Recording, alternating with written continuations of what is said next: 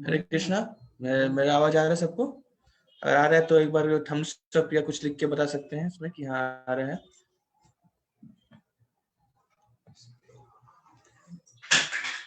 Okay, I hope यहाँ पे कमल सिंह ने थम्स अप दिखाया है तो मैं समझ सकता हूँ कि मेरी आवाज पहुंच रही है सबके पास। आदित्य श्रेष्ठ ने यस लिखा है, दीप्ति द्विवेदी ने यस लिखा। Very nice. ठीक है, हम स्टार्ट करते हैं आज के हमारे इस प्रोग्राम को। डिस्कवर योरसेल्फ का जो है second session, discover the ultimate genius. तो सबसे पहली बात आप सबसे मैं ये लिखूंगा, पूछना चाहता हूँ कि आप किसको जीनियस कहोगे? जीनियस किसे कहोगे? हाँ, तो उसके उसके आधार पे हम फिर डिस्कशन को आगे बढ़ाएंगे। तो आप लोग चैट बॉक्स में लिख सकते हैं कि जीनियस कौन है आपके हिसाब से। जीनियस आप किसको कहना चाहोगे?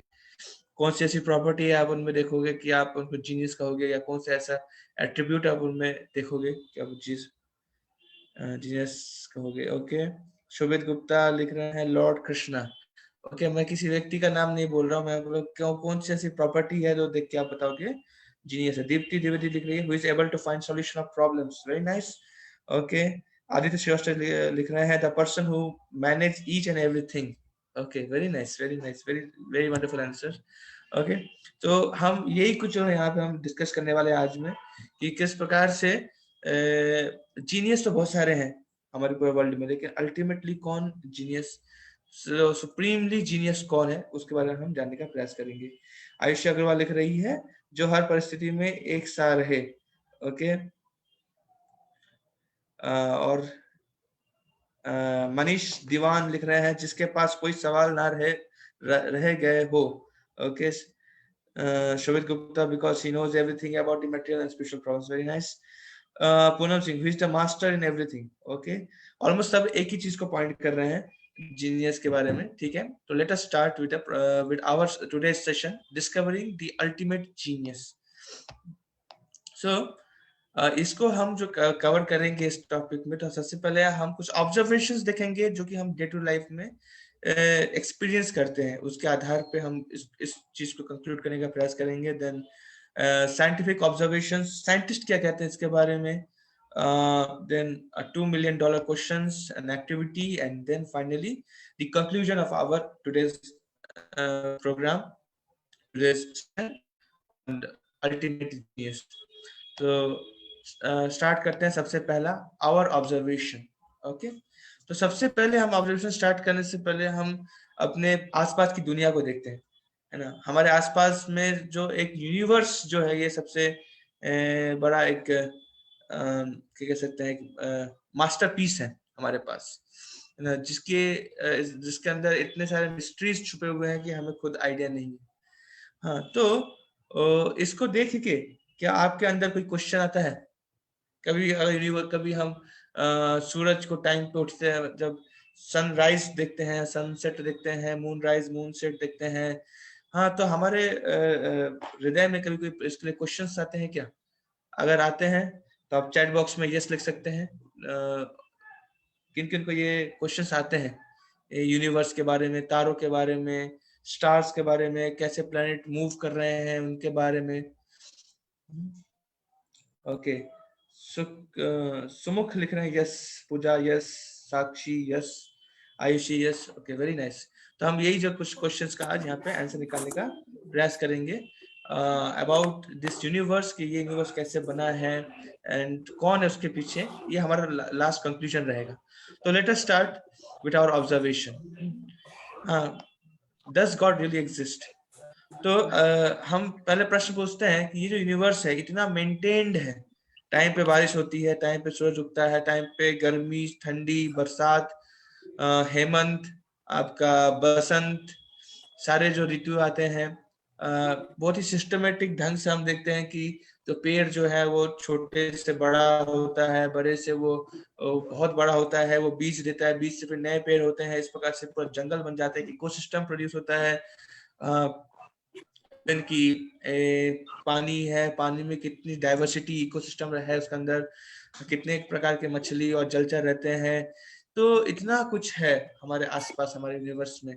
और ये सिर्फ हम अर्थ की बात कर रहे हैं, अर्थ से बाहर जाएंगे कितने सारे प्लैनेट्स हैं, और प्लैनेट में हर एक प्लैनेट का मूवमेंट अलग अलग प्रकार का है, हर एक प्लैनेट के अलग अलग एटमॉस्फेरिक कंडीशंस है, हर एक प्लैनेट के अपने अपने प्रॉपर्टीज हैं, और ये सब चीज जो है बहुत ही हारमोनियसली, आज तक कभी हम ऐसा सुनते आए हैं कि कभी कोई यूनिवर्स है वो दूसरे यूनिवर्स से टकराता है, ये सब कुछ, लेकिन ये बहुत रेयर है ना।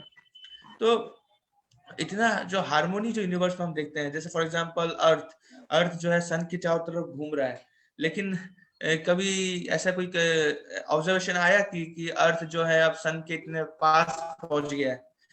ऑब्जर्वेशन नहीं आया। अर्थ सन से उतनी ही दूरी पे पिछले कितने करोड़ों साल, लाखों सालों से वो घूमे जा रहा है।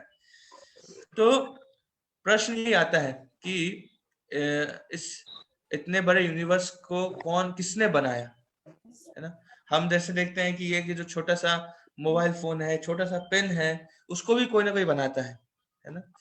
इवन कि जो हम कपड़े पहनते हैं उसको भी कोई ना कोई सिलता है, उस कपड़े को कोई ना कोई धागे से पिरो के कोई कपड़ा बनाता है, उसमें कोई ना कोई डिजाइनिंग करता है। छोटे से छोटा चीज जो हम देखते हैं वो उसमें कहीं ना कहीं डिजाइनिंग इन्वॉल्व है, कोई ना कोई क्रिएटर इन्वॉल्व है। हम देखते हैं कि पेंटिंग से, पेंटिंग के पीछे कोई ना कोई क्रिएटर इन्वॉल्व है। तो इतना बड़ा जो यूनिवर्स है, इतना, हाँ, और इतना सुंदर यूनिवर्स है, तो क्या इसके पीछे कोई क्रिएशन, कोई क्रिएटर नहीं है क्या? ये प्रश्न हमारे अंदर आना चाहिए। तो इसी को आज हम एनालिसिस करेंगे हमारे ऑब्जर्वेशंस के माध्यम से, जिसमें हम ABCDENF, ये 5-6 जो अल्फाबेट से हम इनका इस्तेमाल करेंगे। A फॉर आर्टिस्ट्री, हम देखेंगे कि कोई भी आर्टिस्ट्री, कोई भी कला अगर हमारे सामने है तो हम ये कंक्लूजन देते हैं कि उसके पीछे कोई ना कोई कलाकार है। कोई एक ब्यूटीफुल ऑर्गेनाइजेशन अगर हमारे सामने है तो हम ये कंक्लूजन देते हैं कि कोई ना कोई ऑर्गेनाइजर इसके पीछे निश्चित रूप से है ना। कोई क्रिएशन होता हुआ हमें दिख रहा है तो उसके पीछे कोई ना कोई क्रिएटर है, कोई ना कोई डिजाइन अगर हमारे पास है तो कोई ना कोई डिजाइनर जो निश्चित रूप से है ना। अगर एनर्जी है तो उसका एनर्जेटिक निश्चित रूप से होगा, कोई फ्लॉलेस लॉज हैं तो उसके पीछे कोई ना कोई लॉ मेकर जरूर होंगे। तो ये जो कुछ है हम यहाँ पे आज चर्चा करेंगे अपने ऑब्जर्वेशंस के माध्यम से। तो फर्स्ट ऑफ ऑल, अभी तक जो बताया आप सबको ये समझ में आ रहा है, क्लियर हो रहा है कि ये बहुत हाई टॉपिक तो नहीं हो रहा आपके लिए? अगर आपको समझ में आ रहा है तो चैट बॉक्स में यस लिख सकते हैं, मैं यहाँ पे सबका चैट देख रहा हूँ। ओके, आयुष ने लिखा yes, very nice. Manish Dewan yes, Harshit Dhamik yes, okay, very nice very nice. तो हम स्टार्ट करते हैं सबसे पहले ए से। ओके, आप देखिए ये पिक्चर्स को, आप सब ये जो पिक्चर्स देख पा रहे हैं, इन पिक्चर्स को देखिए, ये इतने सुंदर पिक्चर्स बनाए गए हैं। तो जब भी आप पिक्चर्स देखते हो तो आपके अंदर क्या प्रश्न आता है? आप चैट बॉक्स में लिख सकते हो। कोई जैसे ये जो आप सामने मोनालिसा का पिक्चर देख रहे हो, तो ये देखते साथ ही आपके मन में क्या प्रश्न आना चाहिए? सबसे पहला प्रश्न क्या आना चाहिए?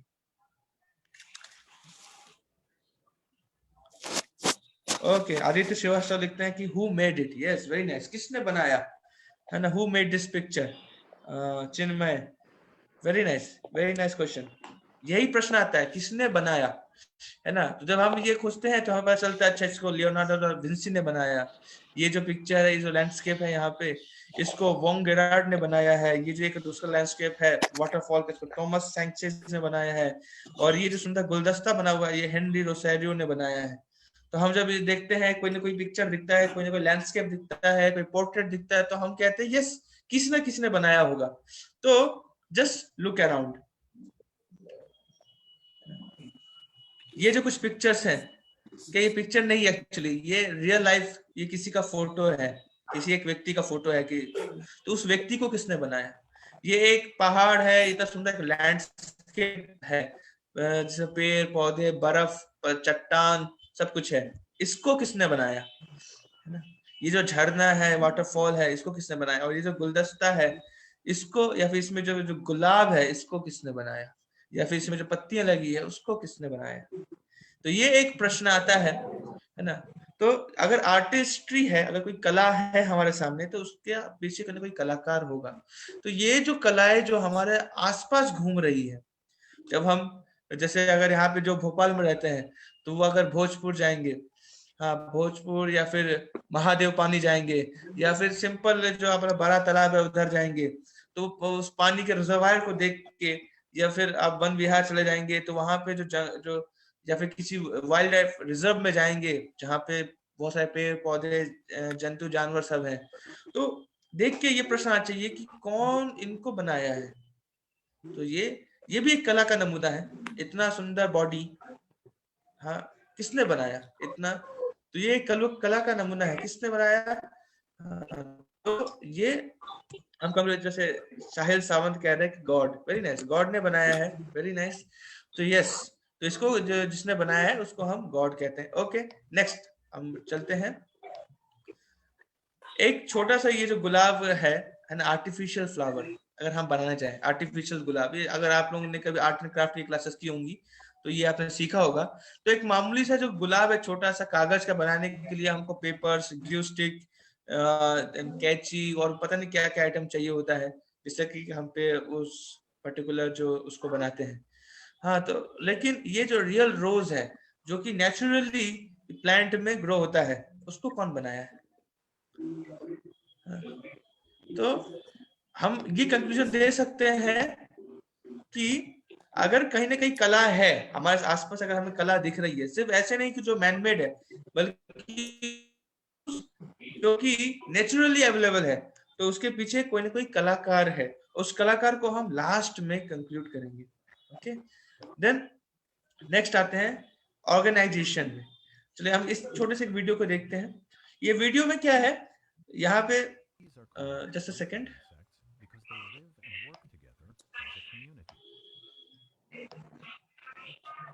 तो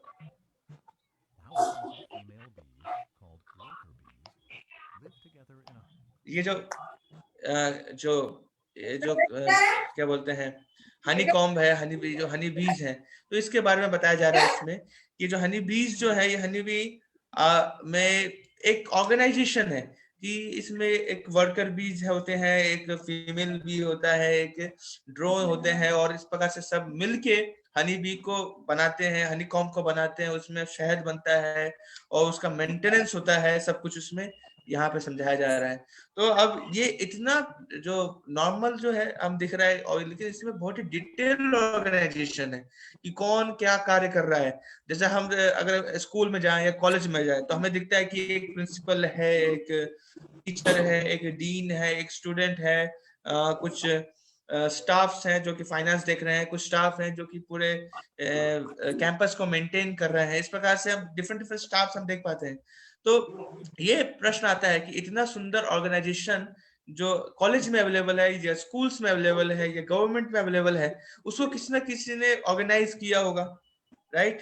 तो इधर पे ये जो हनी बीज जो ऑर्गेनाइज कर रही है अपने आप को, तो इनको ये इंटेलिजेंस कौन दे रहा है? क्या ये इतने बुद्धिमान अपने आप हो गए? ओके, नेक्स्ट एग्जांपल देखते हैं स्पाइडर का, है ना। स्पाइडर जो होता है, स्पाइडर में एक बहुत विशेष कला होती है। आप कभी भी अगर ये आप इवन अगर आप गूगल में, यूट्यूब में सर्च करोगे, यू विल फाइंड दैट कि स्पाइडर जो है, जब स्पाइडर नेट जो वो अपना वेब कॉप बनाता है, तो वो एक पर्टिकुलर मैथमेटिकल शेप को फॉलो करता है। इवन कि उसका जो साइज है उसके कंपेयर में, अगर मान लीजिए जो स्पाइडर अगर एक नॉर्मल ह्यूमन साइज में होते, स्पाइडर अगर नॉर्मल ह्यूमन साइज में होते, तो साइंटिस्ट कहते हैं कि स्पाइडर का जो नेट होता है, उसका जो उसका वेब होता, वेब कॉब वेब होता, वो 150 मीटर चौड़ा होता। जस्ट इमेजिन 150 मीटर, मतलब वो अगर हम उसकी लंबाई को आज के जो बड़े बड़े स्काई स्क्रैपर से कंपेयर करें, तो वो जो हमने जो अब तक जो ह्यूमन जो मार्वल्स है उनको टक्कर देने वाले साइज का होता।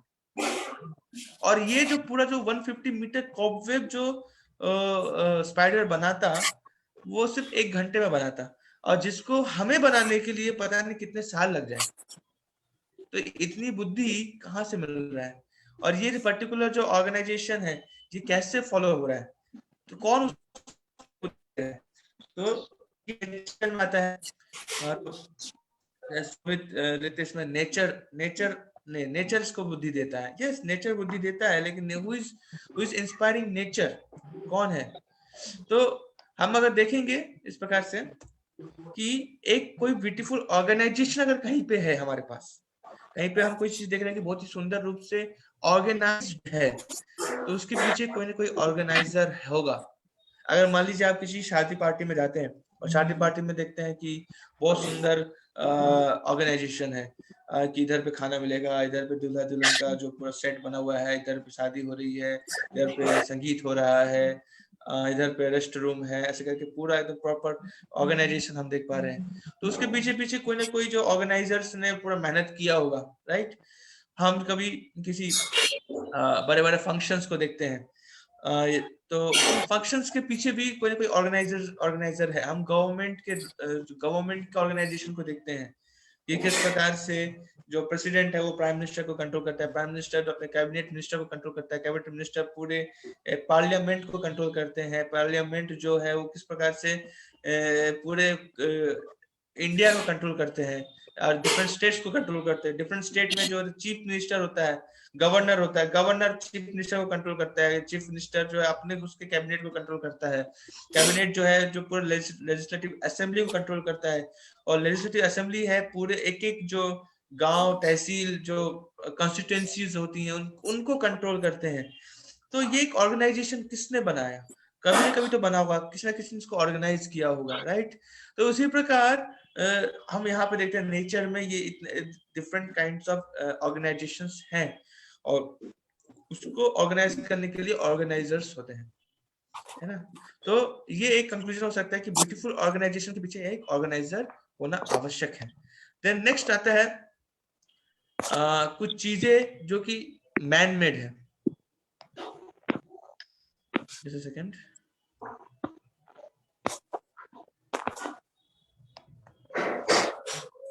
जैसे ये कार किसी न किसी ने बनाया होगा। देन ये कंप्यूटर इसको मैन्युफैक्चर किया होगा, असेंबल किया होगा। एंड वॉच इसको किसी न किसी ने डिजाइन किया होगा। स्काई स्क्रैपर ये जो आर्किटेक्चरल मार्वल है, इसको किसी न किसी ने खड़ा किया होगा, कभी ना कभी तो खड़ा किया होगा, राइट। ये जो स्काई स्क्रैपर बिल्डिंग्स है, इसको किसी न किसी ने डिजाइन करके बनाया, बिल्ड किया होगा इसको। हाँ, ये जो स्कल्पचर्स हैं, इसको इसको किसी न किसी ने कर्व किया होगा, इसको कार्व किया होगा, इसको मूर्ति का शेप दिया होगा, राइट। उसी प्रकार ये जो यूनिवर्स है, हाँ, इस यूनिवर्स में कितने सारे मार्वल्स छुपे हुए हैं। सन इतनी एनर्जी उसके पास है, अर्थ इतना बड़ा है, हाँ, और ऐसे कितने और प्लैनेट्स हैं, ऐसे कितनी सारी गैलेक्सीज हैं, ऐसे कितने सारे यूनिवर्सेस हैं। तो कौन कौन इसके पीछे है? हाँ, तो अगर हम कहीं पे भी क्रिएशन देख रहे हैं तो इसका हमें ये समझना चाहिए कि वहां कहीं ना कोई क्रिएटर होगा। जैसे एक कार अगर हमें दिख रहा है तो हम ये समझ सकते हैं कि किसी ना किसी ने उसको बनाया होगा, कभी ना कभी तो बनाया होगा। उसी प्रकार नेचर में हम जब देखते हैं कि कोई ना कोई क्रिएशन हमें दिख रही है, तो उस क्रिएशन के पीछे कोई ना कोई क्रिएटर निश्चित रूप से होगा जिससे हम अनजान हैं।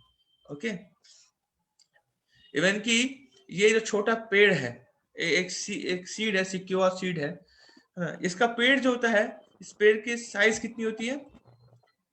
इतनी साइज होती है। इसका जो हाइट होता है दैट इज 275 फीट।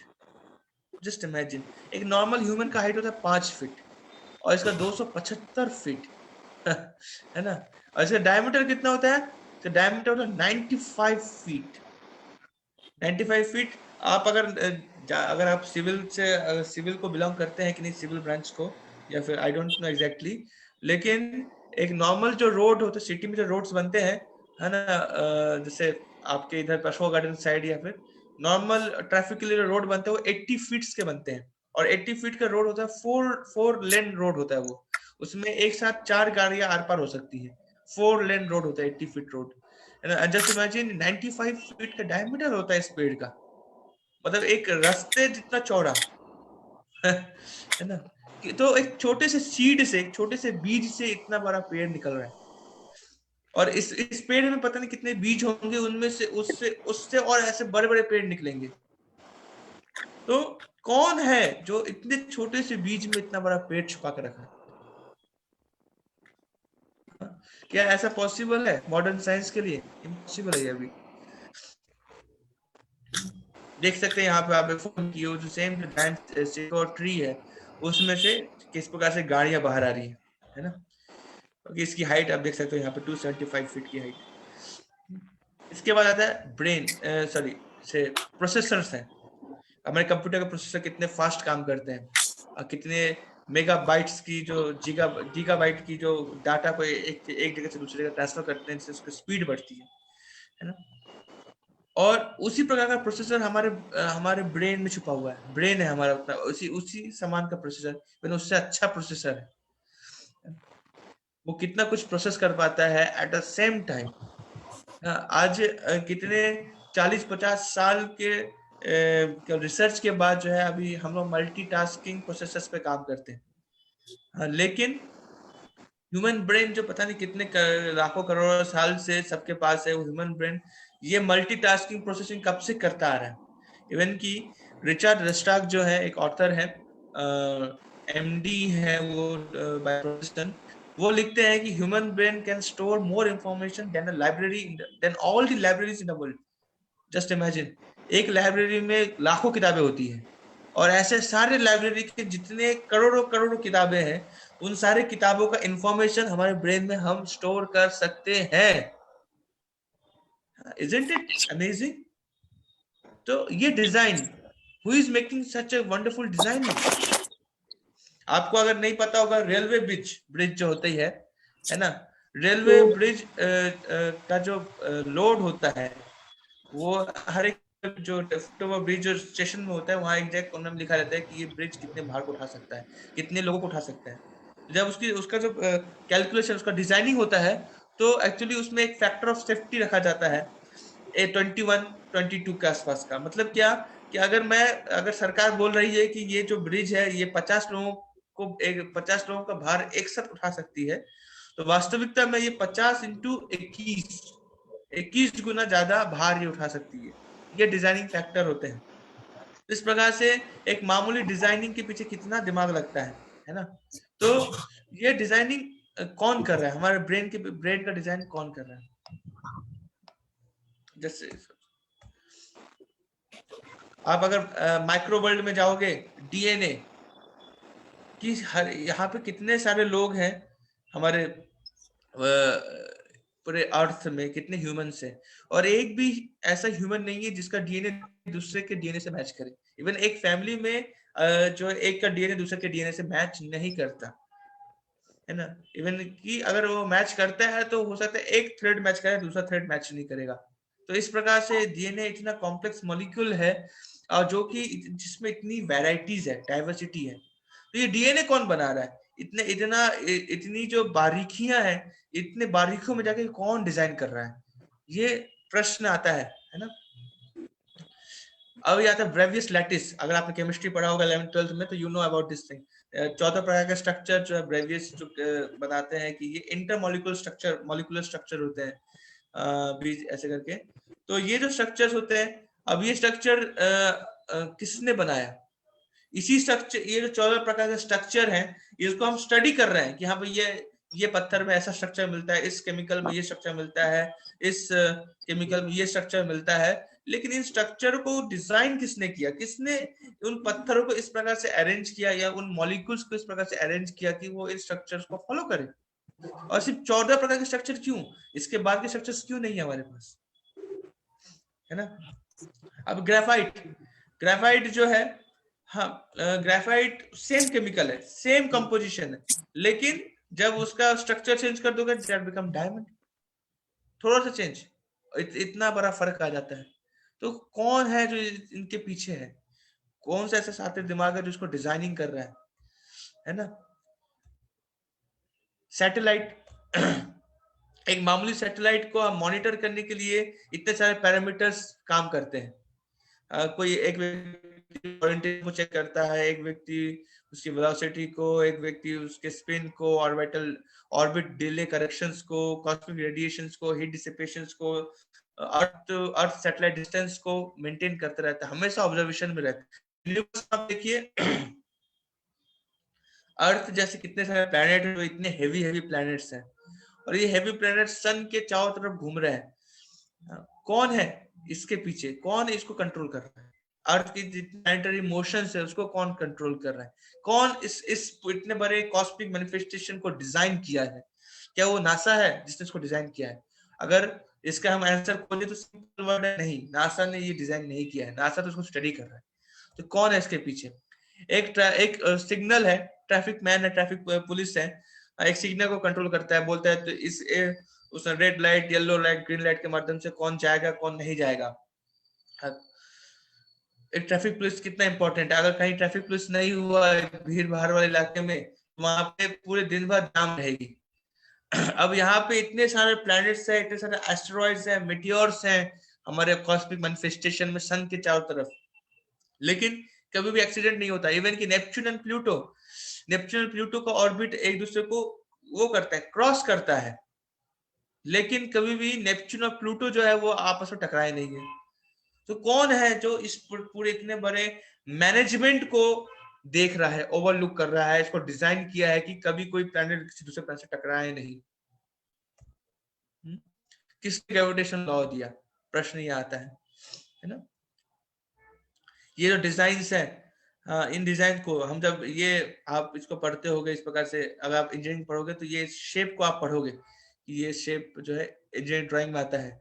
अब जब ये शेप कितना महत्वपूर्ण है कि हमारे नेचर में अवेलेबल जो हर चीज है, हर चीज कहीं ना कहीं इस शेप को रिजेंबल करती है, हमारी गैलेक्सी इस शेप को रिजेंबल करती है। जो कॉन्च, हम जो शंख बजाते हैं, शंख को अगर आप बीच से काटोगे तो आपको ये शेप रिजेंबल होता हुआ दिखेगा, है ना। देन फ्लावर्स, टोर्नाडोज आते हैं, वो भी सेम इसको फॉलो करती है। तो कौन है जो इसके पीछे इसको डिजाइन किया है, इस प्रकार का डिजाइनिंग इतना बड़ा लगाया है, कौन है? इवन कि स्पाइडर का जो कॉब वेब होता है वो भी इसी डिजाइन में बनता है ना। देन तो हम ये कह सकते हैं कि एक डिजाइन के पीछे जितने भी डिजाइन है उसके डिजाइन है ना। देन नेक्स्ट आता है एनर्जी, जो सन रेज है, राइट। एनर्जी, तो एनर्जी कहाँ से आ रहा है? जैसे अगर मान लो,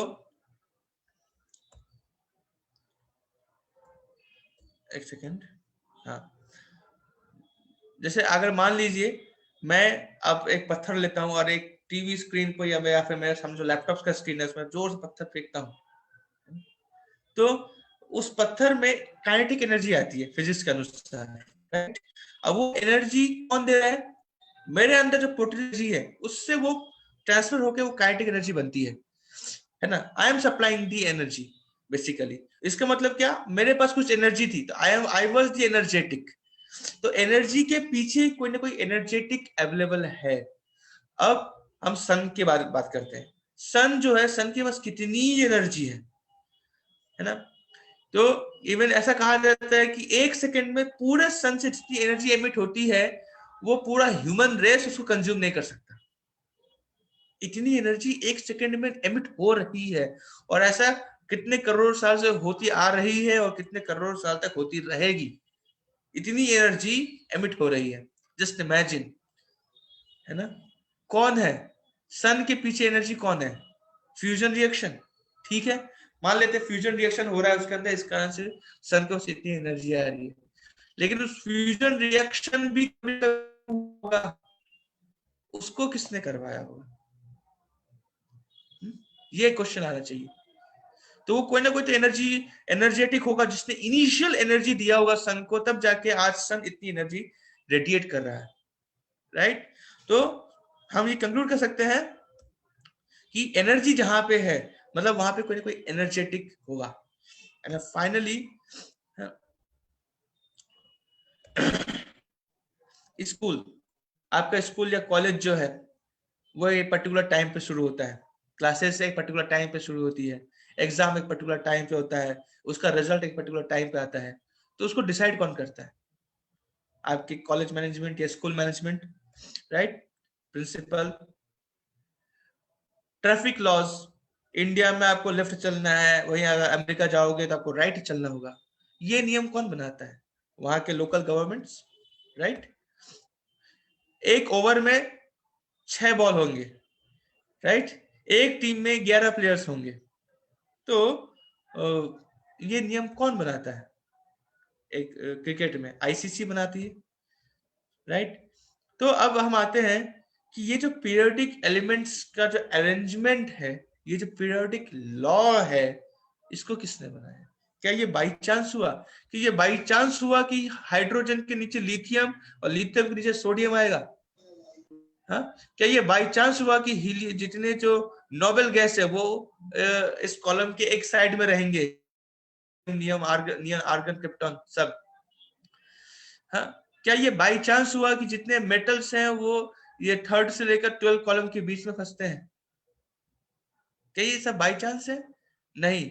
हमने केमिस्ट्री में पढ़ा था पीरियोडिक लॉ, पीरियोडिक चांस नहीं, राइट? पीरियोडिक लॉ पढ़ा था हमने कि ये एक पीरियोडिक लॉ है जिसको केमिकल्स फॉलो करती है, जितने जो एलिमेंट्स है उनको ये फॉलो करती है। तो ये जो अरेंजमेंट है, ये जो लॉ, पीरियोडिक लॉ, इसको हो सकता है किसी साइंटिस्ट ने स्टेटमेंट दिया होगा, लेकिन इसके पीछे कौन है, किसने हाइड्रोजन को उतना मॉलिक्यूलर साइज, उतना ही इलेक्ट्रॉन प्रोवाइड किया है? किसने लिथियम को उतना इलेक्ट्रॉन, उतना मॉलिक्यूलर साइज प्रोवाइड किया है? किसने? है ना? आगे आते हैं, है ना? फिजिक्स के लॉज किसने बनाया? हमने तो दिया है, डिस्कवर किया, साइंटिस्टों ने इन लॉज को डिस्कवर किया है, इन्वेंट नहीं किया है। ऐसा नहीं था कि न्यूटन के सर पे जब सेब गिरा उससे पहले कभी सेब नीचे गिरता ही नहीं था, उसके पहले ऊपर गिरता था क्या? नहीं, सेब तो हमेशा नीचे गिरता आया है, बस न्यूटन ने उसको बोल दिया लॉ ऑफ ग्रेविटेशन, राइट? कभी हम पत्थर फेंकते थे तो ऐसा नहीं था कि प्रोजेक्टाइल मोशन जब न्यूटन ने दिया तभी प्रोजेक्टाइल मोशन शुरू हुआ, उसके पहले भी तो प्रोजेक्टाइल मोशन था, right? Reflection, laws of reflection, optics के जो नियम है, तो ये क्या जब न्यूटन ने सर्च किया या फिर साइंटिस्टों ने जब सर्च किया तब जाके लॉ ऑफ ऑप्टिक्स एस्टेब्लिश्ड हुए क्या? कि उसके पहले क्या मिरर रिफ्लेक्शन नहीं देती थी? क्या प्रिज्म से जो रेनबो इफेक्ट नहीं आता था? क्या रिफ्रैक्शन नहीं होता था? सब होता था, लेकिन हमको बाद में बताया गया। तो ये फिजिसिस्ट ने इन लॉज को डिस्कवर, थर्मोडायनामिक्स के लॉज। इसी प्रकार जो माइक्रो वर्ल्ड में आते हैं, माइक्रो वर्ल्ड में जो अलग अलग प्रकार के लॉज होती है, और मैक्रो वर्ल्ड में भी, तो ये कौन बनाता है? कोई ना कोई तो बनाने वाला है, राइट? Law maker. जिस प्रकार से हम देखें कि ट्रैफिक नियम बनाता है कोई कोई एक अथॉरिटी है, तो इसी प्रकार ये जितने प्रकार के लॉज है जिसको साइंटिस्टों ने डिस्कवर किया है, इसको भी किसी ना किसी ने बनाया होगा, and that is flawless law means law maker. तो ये 6 एस्पेक्ट्स हैं, ये 6 एस्पेक्ट्स को मैं आई होप आप सब समझे होंगे। तो इसी प्रकार हमारे जीवन में ये कुछ घटनाएं होती हैं। हम देखते हैं अपने आसपास कुछ लोग बहुत सुंदर हैं, और वहीं पर कुछ लोग बहुत ही बदसूरत होते हैं, कुछ लोग बहुत ही स्मार्ट हैंडसम होते हैं, और कुछ लोग जो है उतने हैंडसम नहीं होते, राइट? देन कुछ लोग बहुत ही अमीर होते हैं, और कुछ, है ना, कुछ लोग बहुत पढ़े लिखे डॉक्टर इंजीनियर टाइप लोग होते हैं, और कुछ लोग जो होते हैं लेबर क्लास होते हैं, हाँ, जिनके पास उतना पढ़ाई लिखाई नहीं होता है। तो इनको, हाँ, फिर हमारे हाथ में क्या है? मान लो हमारे हाथ में एजुकेशन है कि मैं ये पढ़ाई करूंगा, वो पढ़ाई करूंगा, एजुकेशन मेरे हाथ में है। मेरे हाथ में जॉब है कि मैं कौन सी नौकरी करना चाहूंगा। मेरे हाथ में मैं अपने जीवन साथी को चूज करने का इंडिपेंडेंस है। कौन सा कार मुझे परचेज करना है उसका इंडिपेंडेंस है। कौन सा घर खरीदना है मुझको, उसका इंडिपेंडेंस है। मैं उसको ये सब मैं डिसाइड कर सकता हूँ, लेकिन मैं ये कभी चूज नहीं कर सकता कि मेरे पेरेंट्स कौन होंगे। कभी आपने चूज मेरे पेरेंट्स ये होंगे? नहीं, ये तो नेचर ने आपको दिया, भगवान ने आपको दिया। आपका फेस कट, अगर फेस कट ऐसा ही क्यों है? हा? आपकी बुद्धि। हम देखते हैं क्लास में एक जो टीचर एक ही चीज पढ़ाता है 100 लोगों को, लेकिन 100 लोगों को समझने की शक्ति अलग अलग होती है। तो ये बुद्धि अलग अलग क्यों है? किसने दिया ये बुद्धि हमको इतना? तो ये कौन हमको ये चूज करता है, किस आधार पे? हाँ, क्या ये भी कोई चांस से होता है? तो नहीं हो सकता। क्यों? अगर हम देखते हैं कि नेचर में इतने सारे लॉज कार्य कर रहे हैं, लॉज फंक्शनिंग है, तो इसका मतलब क्या हुआ? ये जो इवेंट्स हमारे जीवन में हो रहे हैं, ये इवेंट्स भी जो है कुछ ना किसी लॉज के माध्यम से हो रहा है, मोटिवेटेड है। That is called law of Karma, कर्म करने का लॉ, हम जो कार्य करते हैं उसका लॉ होता है बेसिकली। ओके देन तो इससे हम ये कंक्लूड कर सकते हैं कि फ्लॉलेस लॉज जहां पे वहां पे एक लॉ मेकर निश्चित रूप से होगा, है ना।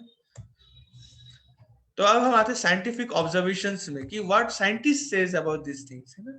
सबसे पहले हम आइंस्टीन का देंगे। Einstein says the lord god is subtle but malicious he is not. Then Schrodinger कहते हैं,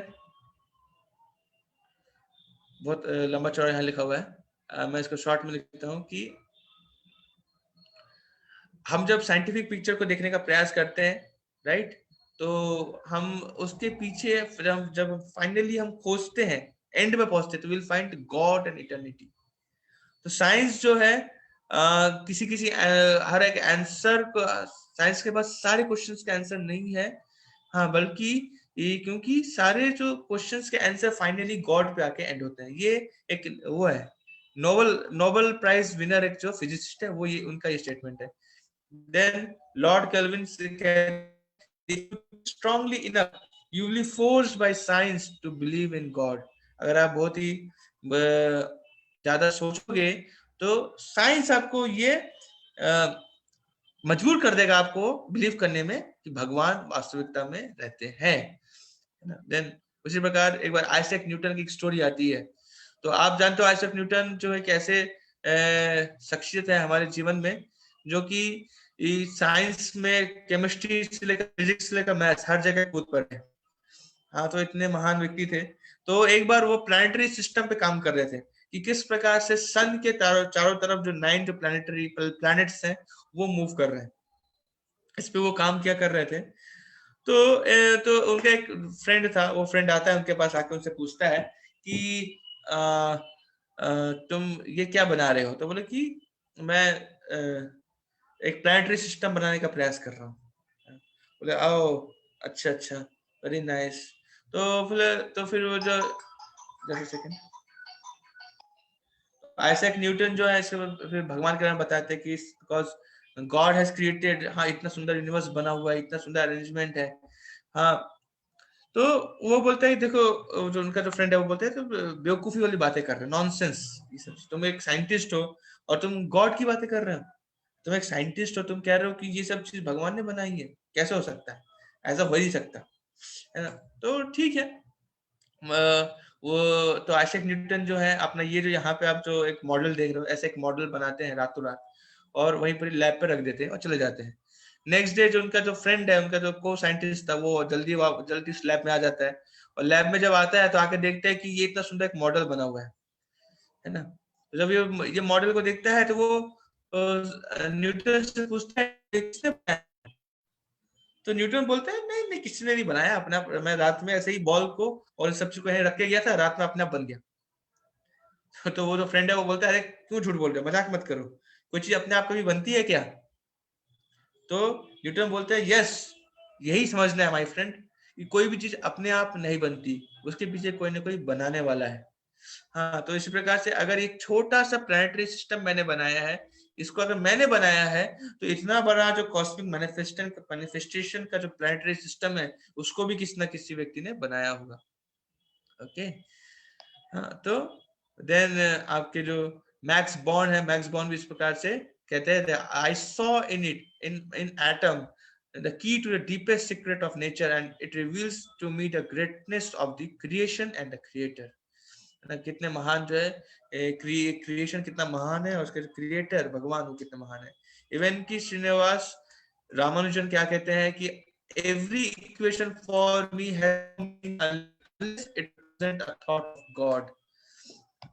तो इस प्रकार से हम देखें तो जितने भी साइंटिस्ट हुए हैं आज तक, जितने भी फेमस फेमस साइंटिस्ट हुए हैं, तो they have believed in God and even existence of God and how science is related to God।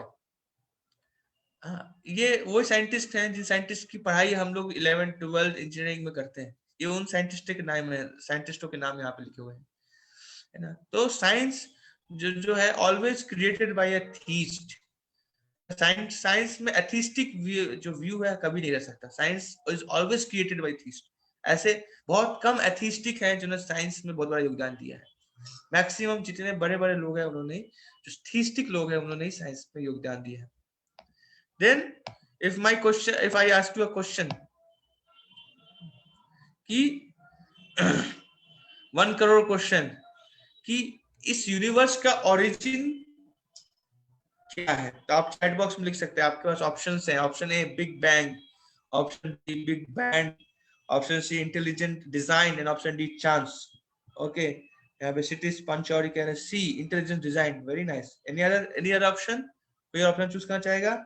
सोमित Gupta A big bang, Manish Dewan C intelligent design. Okay, very nice.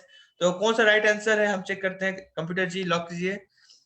Right answer is C intelligent design.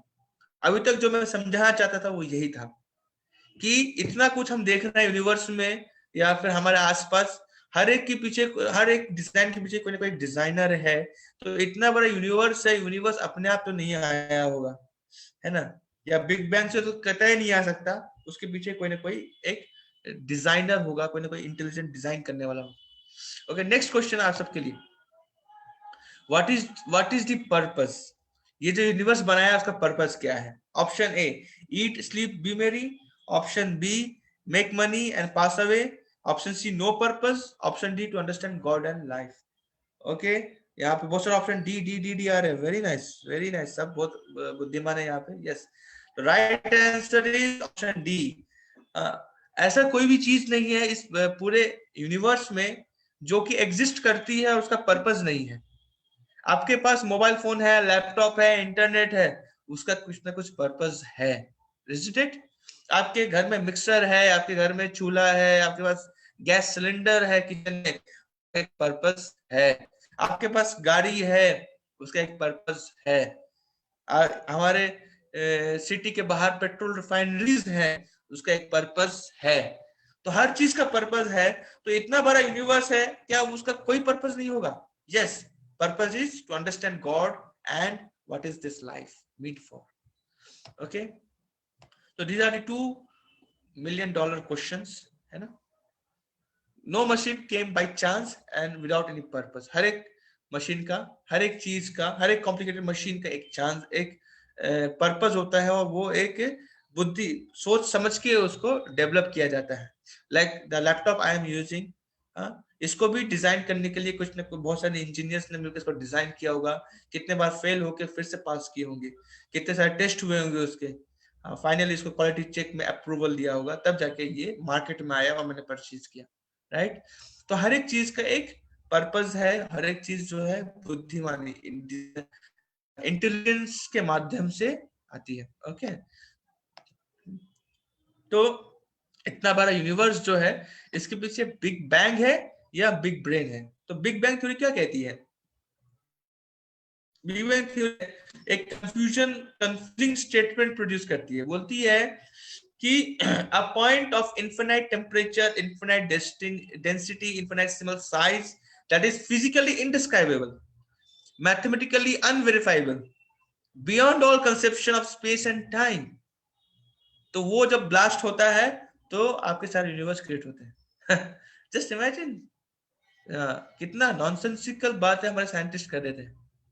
ये वही scientist है जो हर चीज को scientifically verify करना चाहते हैं, mathematically proof करना चाहते हैं. और जब आती है क्रिएशन की बात, यूनिवर्स की क्रिएशन की बात, तो उसको कहते हैं वो कैसे बन गया.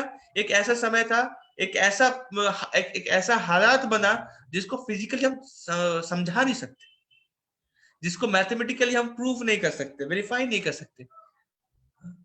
जो कि स्पेस एंड टाइम, जिसपे पूरा फिजिक्स और मैथ्स आधारित है, स्पेस एंड टाइम उसके बियॉन्ड है.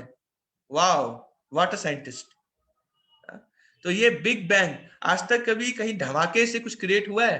अगर ऐसा होता ना तो दिवाली के दिन सबसे ज्यादा मैन्युफैक्चरिंग हमारे इंडिया में होती. इतने इतने धमाके फूटते हैं ना. जो युद्ध होते हैं ना, जो बॉर्डर्स में जब बम फोड़ते हैं, तो सबसे बड़ा क्रिएशन वहां होता.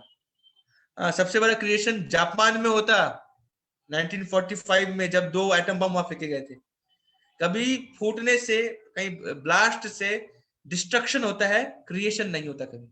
तो this we have to understand कि कितने चालाकी से एक अजीबोगरीब थ्योरी का नाम लेके साइंटिस्ट हमें बेवकूफ बना रहे हैं।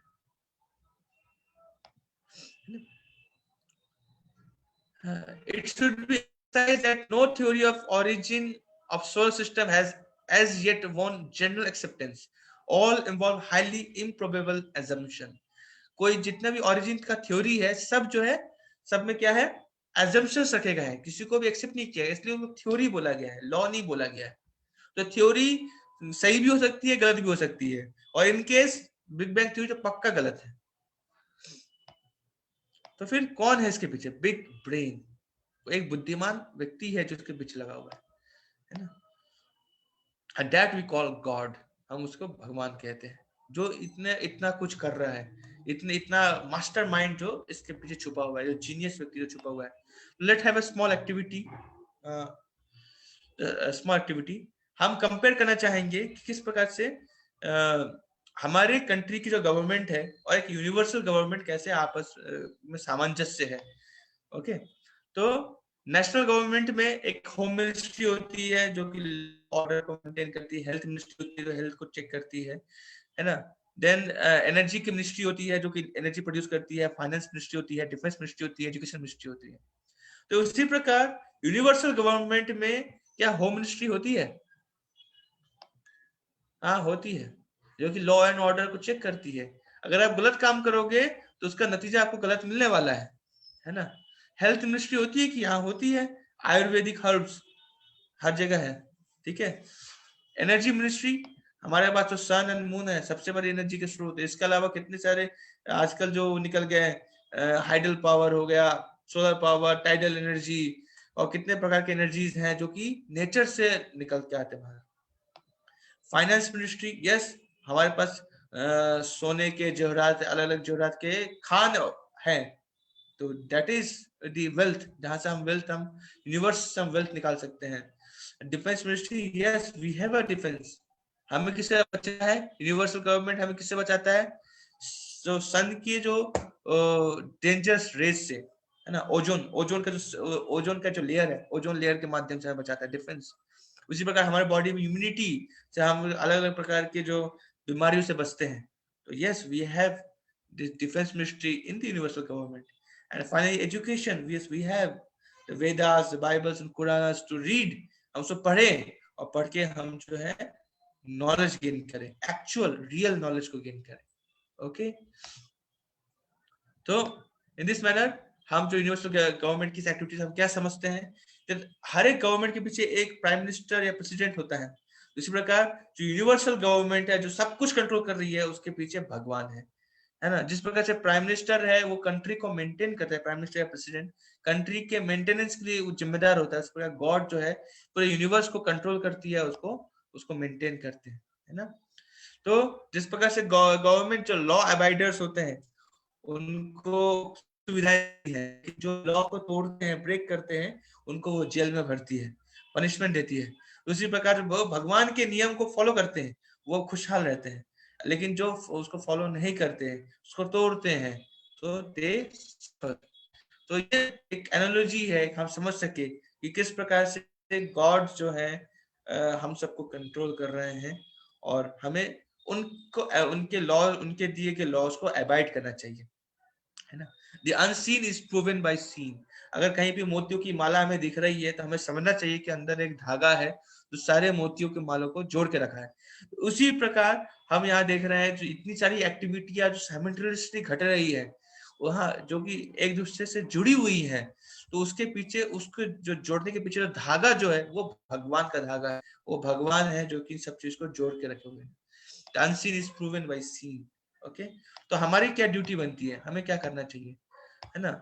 तो हमें, हमारा जो प्राइम ड्यूटी है वो क्या है कि हम अपने बुद्धि का इस्तेमाल करें, हाँ, भगवान के इस वंडरफुल क्रिएशन को अप्रिशिएट करने के लिए, ना कि उसको चैलेंज करने के लिए, राइट, है ना। हम अपने बुद्धि का इस्तेमाल करें कि भगवान की जो जो क्रिएशन, जो मिस्ट्रीज हैं, है ना, उसको खोज निकालें, और उसके माध्यम से, जिससे कि हम भगवान के क्रिएशन को ग्लोरीफाई कर सके।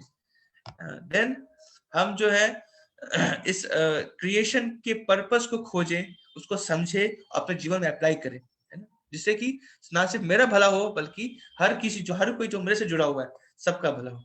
Thank you very much. I conclude this session over here, and I would like to summarize whole session again. कि हमने सबसे पहले ऑब्जर्वेशन स्टार्ट किया था, कि हमने देखा कि कहीं अगर कला है तो उसके पीछे कलाकार है, कहीं ऑर्गेनाइजेशन है तो उसके पीछे ऑर्गेनाइजर होगा, क्रिएशन के पीछे क्रिएटर होगा, डिजाइन के पीछे डिजाइनर होगा, एनर्जी के पीछे एनर्जेटिक होगा, एंड लॉज के पीछे कोई ना कोई लॉ मेकर होगा। देन हम साइंटिस्टों के ऑब्जर्वेशंस, उनके स्टेटमेंट्स को हमने थोड़ा एनालिसिस किया था, समझने का प्रयास किया था कि कैसे साइंटिस्ट जो है गॉड की क्रिएशन पे या फिर गॉड के एग्जिस्टेंस को बिलीव करते थे। $2 मिलियन क्वेश्चंस हमने पूछे आपसे, जिसका आंसर सबने सही दिया लगभग, कि what is what is the origin of universe and what is its purpose। origin, universe का origin किसके माध्यम से हुआ? एक इंटेलिजेंट डिजाइन की, इंटेलिजेंट ब्रेन के कारण हुआ। एंड इसका पर्पस क्या है? To understand God and to understand life. And finally हम यहाँ पे आए यूनिवर्सल एंड नेशनल गवर्नमेंट के बीच में एक एनालॉगस कंपैरिजन करने के लिए, कैसे जिस प्रकार से नेशनल गवर्नमेंट फंक्शन करते हैं उसी प्रकार यूनिवर्सल गवर्नमेंट भी है, जो कि भगवान का सरकार है, और भगवान उसको किस प्रकार से कंट्रोल कर रहा है गवर्नमेंट को। एंड फाइनली हमारा क्या प्राइम ड्यूटी है। तो इस प्रकार से आज की टोटल सेशन मैंने यहाँ पे कंक्लूड किया। Thank you very much. कोई अगर क्वेश्चन है तो चैट बॉक्स में पूछ सकते हैं। Thank you so much, Shobhan Krishna Prabhu. Although I am late this time, I joined, in the ending part of this session. So I'm sorry for that. And yes, the session was absolutely wonderful. As I know, Shobhan Krishna Prabhu, he is a very wonderful speaker, and he is very dedicated in explaining all kinds of such knowledge. So Prabhuji, we are having some questions in the chat box. We can take that in our last few 5 to 10 minutes. Oh yes, Pooja Pandey has asked a question this earlier also. How can we explain the concept of parallel universe according to Gita? Prabhuji, kindly answer these questions. This question is waiting from last 2 days. Okay. Thank you, Pooja, for a wonderful question. Actually, Bhagavad Gita does not deal with the cosmic creation. Okay, Bhagavad Gita is we can say a law book. How we can live our life prosperously, wonderfully, with properly following the Vedic injunctions. So Gita deals with that thing. And if you really want to understand the concept of universe, then you have to read other Vedic scriptures like Srimad Bhagavatam and other scriptures, where you can get a detailed information regarding this from the from the Vedic conception. And now NASA is also accepting the existence of multiverses. Earlier, the term universe was coined to just sum up whole cosmic manifestation. But later now, in recent studies, NASA is also finding and is believing that there can be multiple universes. Means our like earlier we are saying that there were multiple galaxies, but now the scientists are also claiming that there can be multiple universes. But the problem with us is that we don't have a proper instrument to actually find that one. Okay, so I hope you might get your answer over here. Then Yes, Prabhu. I think it is quite bit, explanatory answer for that question. We are having two very short questions. First of all, we take those questions. First of all, Ayushi Agrawal is asking, Jeevan kya hai? Very wonderful question. Jeevan kya hai? So let me try to understand, Ayushi, what is your conception about Jeevan? Then I can properly answer. What do you think about life? Yeah, you can unmute yourself for proper interaction and very quickly, because we are having very less time. Kindly unmute yourself and tell something about what is life according to you. आवाज आ रही है? Yes. मैंने बहुत लोगों से पूछा ये सवाल, पर कोई एक इसका कोई एक आंसर नहीं मिला। तो मुझे नहीं पता कि जीवन क्या है।